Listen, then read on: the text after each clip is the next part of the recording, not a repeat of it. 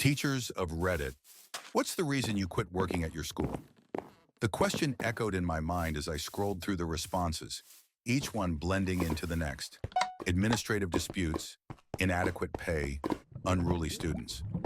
But there was one response that stood out, chilling me to the bone. It was from a user named Sanderson81. I used to teach at a small school in rural Virginia, it began.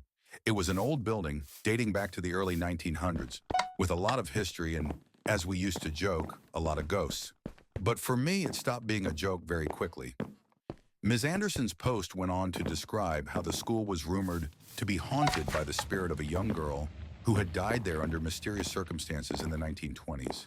Teachers and students alike reported seeing her in the hallways, hearing her laughter echo in empty classrooms, and finding small, childlike handprints on fogged-up windows.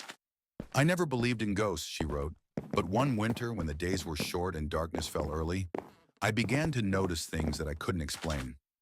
She recounted how she would often stay late grading papers, and on more than one occasion, she heard the distinct sound of a child's giggle coming from the hallway. Each time she would investigate, she found nothing. The sound grew louder and more frequent as the weeks went on, accompanied by the sudden chill that would settle over her classroom. One evening, I was the last to leave. It was dark, and the only light came from the lamp on my desk. I was packing up my things when I felt it, a presence behind me. I turned around, and there she was, standing in the doorway. Ms. Anderson described the girl as being around 7 or 8 years old, with long dark hair and a white dress that looked like it belonged in another century. Her eyes were dark and hollow, and her skin was a sickly, pale blue. I couldn't move. I couldn't speak. I just stood there frozen as she slowly lifted her hand and pointed at me. Then she spoke.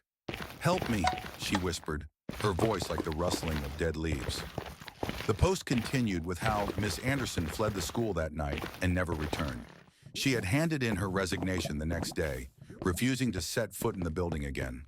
The school board had dismissed her claims as stress-induced hallucinations, but she knew what she had seen, and she wasn't alone. Other teachers came forward after I left, admitting they had seen the girl too. Some had even heard her calling their names, but none of them had experienced what I did that night. The post ended abruptly, with Miss Anderson warning others to be careful of old buildings with dark histories. I sat back in my chair, a shiver running down my spine. I wanted to believe it was just a story, a piece of creative writing meant to scare people.